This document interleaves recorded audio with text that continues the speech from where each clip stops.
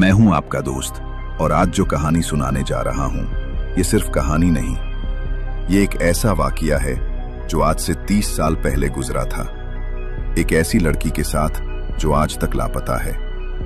आपने कभी सोचा है कि अगर आपकी हर ख्वाहिश, हर आरज़ू बस आपके सोचते ही पूरी होने लगे तो वो जिंदगी कैसी होगी? क्या वो एक नेमत होगी या वक्त के साथ एक ज़हमत बन जाएगी? ऐसी ही कुछ कहानी है नेहा की, एक ऐसी लड़की जिसकी जिंदगी में दुआ और बददुआ के बीच की लकीर मिट गई थी। ये किस्सा 1990 के दशक का है। उस दौर में एक लड़की रहती थी जिसका नाम था नेहा। बिल्कुल फिल्म की हीरोइन की तरह, खूबसूरत, मासूम और बहुत ही सादा। उसकी एक बात थी कि जितना प्यारा उसका चेहरा था उतना ही अच्छा उसका दिल भी था। नेहा की सबसे प्यारी बात यह थी कि वो अपनी हर सहेली से बहुत मोहब्बत करती थी। हर जुम्मे उसे मस्जिद जाना जरूरी था, गरीबों की मदद करती थी और अपनी सहेलियों से इतना प्यार करती थी कि उनके लिए अपनी जान भी दे देती। काश वो उस रात घर के अंदर ही रुकी होती। ये वाकया अक्टूबर का था। सर्दी की हल्की सी शुरुआत थी, मगर फिजा में एक अजीब सा सन्नाटा था, जैसे कोई तूफान आने वाला हो। नेहा की सहेली फराह की शादी थी। पूरे मोहल्ले में खुशी का माहौल था। सहेलियां प्लान बना रही थीं कि सब नेहा के घर इकट्ठा होंगी, वहां से तैयार होकर जाएंगी। नेहा उस दिन बहुत खुश थी। सुबह से ही घर में गीत गुनगुनाती रहती थी। उसने अपने लिए एक लाल रंग का जोड़ा निकाला था। उस जोड़े में वो ऐसे लग रही थी जैसे कोई शहजादी हो, मगर क्या पता था कि उस लाल रंग ने एक और की नजर खींची थी। शाम के वक्त नेहा तैयार हो गई, इत्र लगाया, जेवर पहना और देखो, लग रही थी बिल्कुल चांद की रानी। उस जमाने में बिजली का मसला आम था। बिजली जाने के वक्त घर में बैठना मुश्किल हो जाता था। नेहा ने सोचा कि बाहर कुर्सी लगाकर बैठ जाऊं, सहेलियां आ जाएंगी तो साथ में चली जाऊंगी। यहां से शुरू होती है वो कहानी जो आज तक खत्म नहीं हुई। नेहा बाहर बैठी, हवा में एक अजीब सी खामोशी थी। ऐसे में अचानक बिजली चली गई और पूरे मोहल्ले में अंधेरा छा गया। उस अंधेरे में कुछ हुआ। नेहा ने महसूस किया जैसे किसी ने उसके पैरों को बहुत प्यार से, बहुत एहतियात से छुआ है। बिल्कुल वैसे जैसे बचपन में मां किसी सोते हुए बच्चे को जगाती है। मगर वहां तो कोई नहीं था। नेहा का दिल जोर से धड़का। उसने इधर उधर देखा, मगर अंधेरे में कुछ नजर नहीं आ रहा था। उसने सोचा कि शायद कोई बिल्ली या कुत्ता होगा। फिर थोड़ी देर बाद सहेलियां आ गईं। हंसी मजाक में सब शादी में चली गईं। नेहा ने उस वक्त को भुला दिया, मगर उस वक्त ने नेहा को नहीं भुलाया था। अगले दिन जब नेहा सुबह उठी तो उसके कमरे में एक ऐसी मिठास भरी खुशबू थी कि दिल खुश हो गया, जैसे रातों रात किसी ने सबसे महंगा इत्र छिड़क दिया हो। नेहा ने सोचा कि मां ने कोई नई खुशबू लगाई होगी। दोपहर में वो अपनी मां के पास गई और कहा, अम्मी, मैं शहर वाली मिठाई खाना चाहती हूं, वो जो अनारकली बाजार में मिलती है। मां ने कहा, बेटा, आज जुम्मे का दिन है, तुम्हारे अब्बू ने मस्जिद जाना है, शाम को वापसी में ले आएंगे। नेहा को थोड़ी मायूसी हुई, मगर कोई बात नहीं, सब्र कर लिया।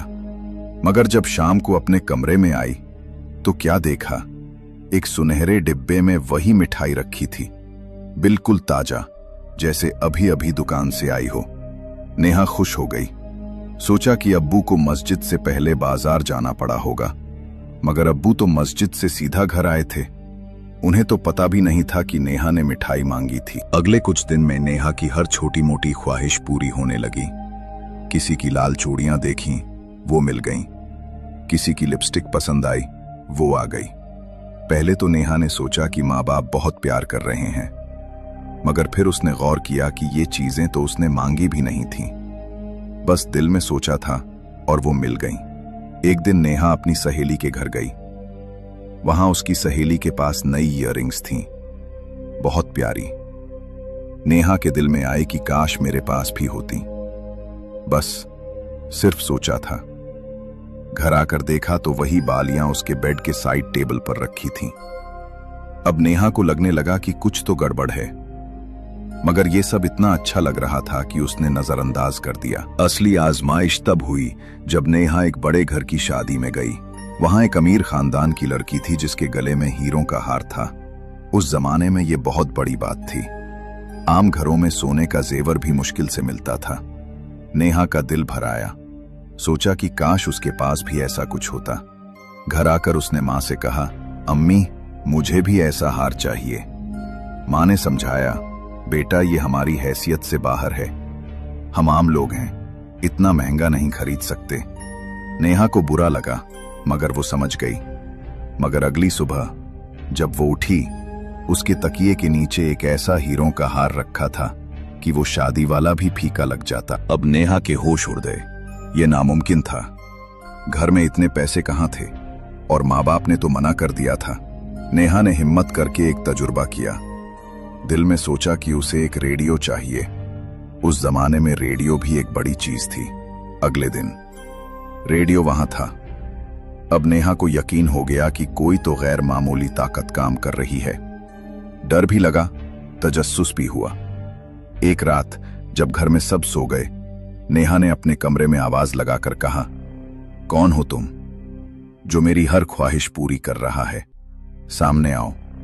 और उस रात जो हुआ वो नेहा की जिंदगी हमेशा के लिए बदल गया। कमरे में सब कुछ हिलने लगा। धूल और मिट्टी उड़ी और एक साया इंसान की शक्ल में बदल गया। नेहा के सामने एक नौजवान खड़ा था, बिल्कुल उसकी उम्र का, खूबसूरत, मगर उसकी आंखों में एक अजीब सा नूर था। नेहा डर के मारे दरवाजे की तरफ भागी, मगर दरवाजा बंद हो गया। उस मखलूक ने कहा, डरो मत नेहा, मैं तुम्हारा दोस्त हूं। उसने बताया कि वो एक जिन्न है। शादी वाली रात जब नेहा लाल जोड़े में बाहर बैठी थी, वो उसे देखकर मोहब्बत में गिर गया था। तुम इतनी खूबसूरत थी कि मैं अपने आप पर काबू नहीं रख पाया।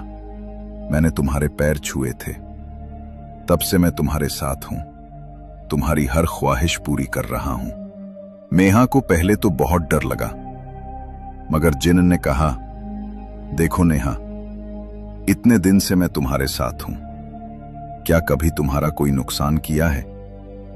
मैं बस तुम्हें पसंद करता हूं, तुम्हें खुश देखना चाहता हूं। यहां नेहा ने जो फैसला किया वो उसकी सबसे बड़ी गलती थी। नेहा ने सोचा कि ये जिन्न इतने दिन से मेरे साथ है, कोई मसला नहीं किया और मेरी सब ख्वाहिशें पूरी कर रहा है, तो क्या बुराई है? उसने जिन्न से दोस्ती कर ली। 1 साल तक सब कुछ ठीक चलता रहा। जिन्न उसकी हर ख्वाहिश पूरी करता, उससे बात करता, उसका साथ देता। नेहा को लगा जैसे उसे कोई दोस्त मिल गया है, मगर यह खुशी ज्यादा दिन नहीं टिक सकती थी। जब नेहा की शादी तय हुई, जिन्न को गुस्सा आया। मैं तुम्हें किसी और के साथ नहीं देख सकता, वो चिल्लाया। नेहा ने समझाया, ये दुनिया के रिश्ते हैं, मुझे शादी करनी पड़ेगी, तुम हमेशा मेरे दोस्त रहोगे। बहुत मुश्किल से जिन्न मान गया, मगर उसके चेहरे से पता चल रहा था कि वो खुश नहीं है। शादी के बाद नेहा अपने शौहर के घर चली गई। जिन्न भी उसके साथ गया। कुछ दिन तक सब ठीक रहा। फिर एक दिन नेहा का शौहर सीढ़ियों से गिर गया, उसकी टांग टूट गई। ससुराल में सब नेहा को मनहूस कहने लगे। इस लड़की के आने के बाद से ही घर में मुसीबतें आ रही हैं। नेहा को पता था ये जिन्न का काम है। उसने उसे बहुत डांटा। ये क्या हरकत है? मैंने तुमसे कहा था कि शादी के बाद कोई मुदाखलत नहीं करना। अब एक नया मसला आ गया। नेहा के पास नई नई चीजें आती रहती थीं। शौहर शक करने लगा, ये सब कहां से आ रहा है? घर में तो पैसे नहीं हैं। ससुराल के ताने, शौहर के शक और जिन्न की हसद।